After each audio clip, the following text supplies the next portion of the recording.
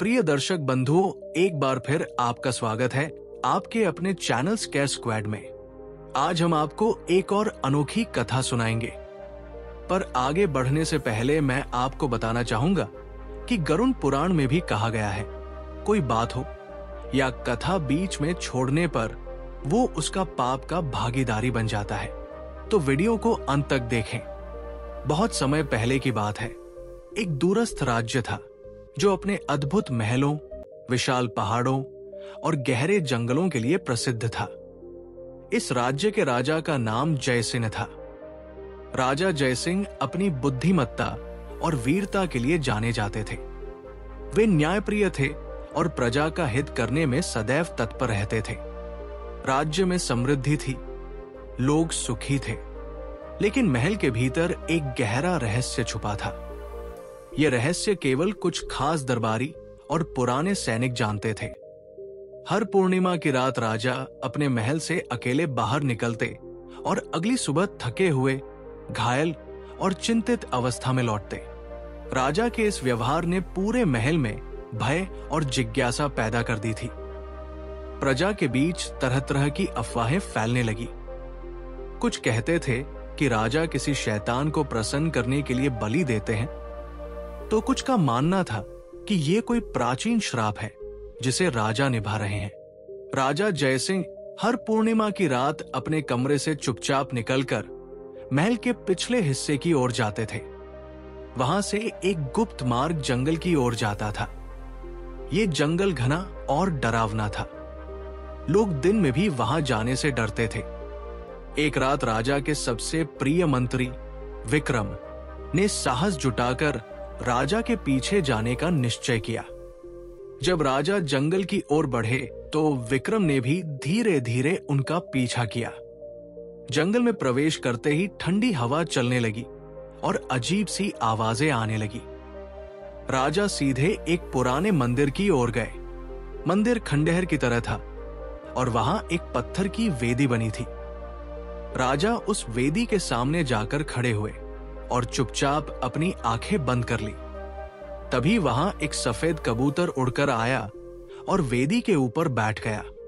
कबूतर के पंख चमक रहे थे और उसकी आंखें लाल थी। विक्रम ने यह सब छुप कर देखा, लेकिन डर के कारण वो वहां से लौट आया। अगले दिन विक्रम ने राजा से पूछने का निश्चय किया। दरबार में विक्रम ने धीरे से कहा, महाराज क्षमा करें, लेकिन क्या मैं आपसे एक प्रश्न कर सकता हूं? राजा ने मुस्कुराते हुए कहा, पूछो विक्रम, क्या बात है? विक्रम ने सिर झुकाकर कहा, महाराज मैं जानना चाहता हूं कि आप हर पूर्णिमा की रात जंगल में क्यों जाते हैं? क्या ये कोई श्राप है या कोई और कारण? राजा ने कुछ देर के लिए चुप्पी साध ली और फिर बोले, विक्रम, ये एक पुरानी कहानी है जो मेरे पूर्वजों से जुड़ी हुई है। इस श्राप को समाप्त करने का एक ही तरीका है, आत्मबलि।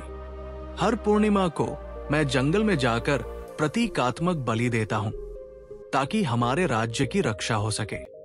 विक्रम ने आश्चर्य से पूछा, लेकिन महाराज श्राप का कारण क्या है? राजा ने धीरे से कहा, यह कहानी तुम्हें एक कबूतर सुनाएगा। वही कबूतर जो हर पूर्णिमा की रात उस मंदिर में आता है। वो साधारण नहीं है, वो श्रापित आत्मा का प्रतीक है।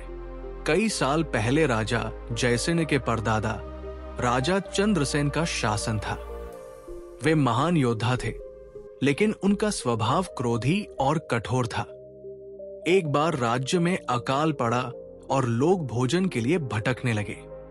तब राज्य के सबसे सम्मानित ब्राह्मण ने राजा से प्रार्थना की कि मंदिर के अनाज को प्रजा में बांट दिया जाए। लेकिन राजा चंद्रसेन ने क्रोध में आकर ब्राह्मण का अपमान कर दिया और उसे महल से बाहर निकलवा दिया। ब्राह्मण ने दुखी होकर श्राप दिया, राजा, जिस दिन तुम्हारे वंशज तुम्हारे सिंहासन पर बैठेंगे, उन्हें इस श्राप का सामना करना पड़ेगा। हर पूर्णिमा की रात तुम्हारे वंशज को आत्मबलि देनी होगी, अन्यथा राज्य नष्ट हो जाएगा। ब्राह्मण के श्राप के कुछ ही दिनों बाद ब्राह्मण की मृत्यु हो गई, लेकिन उसके शव से एक सफेद कबूतर निकला। ये कबूतर ब्राह्मण की आत्मा का प्रतीक था। राजा जयसिंह ने ये कहानी विक्रम को सुनाई और कहा कि उन्होंने इस श्राप को तोड़ने के लिए कई संतों से सलाह ली, लेकिन कोई उपाय नहीं मिला। विक्रम ने कहा, महाराज, क्या कोई और तरीका नहीं है इस श्राप को समाप्त करने का?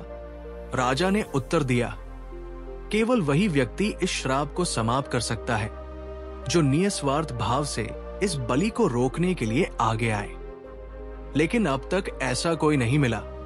अगली पूर्णिमा की रात राजा जयसिंह फिर से जंगल में गए। वेदी के पास पहुंचकर उन्होंने आंखें बंद की और आत्मबलि के लिए तैयार हुए। तभी वो सफेद कबूतर फिर से प्रकट हुआ और इस बार उसने राजा से कहा, राजा जयसिंह, क्या तुम सच में मानते हो कि आत्मबलि ही इस श्राप का अंत है? राजा चौंक गए और बोले, कौन हो तुम? क्या तुम वही ब्राह्मण हो जिसने हमारे पूर्वजों को श्राप दिया था? कबूतर ने कहा, हां, मैं वही हूं, लेकिन अब मेरा हृदय बदल गया है। मैं तुम्हारे निस्वार्थ भाव से प्रसन्न हूं। इस श्राप को समाप्त करने का समय आ गया है।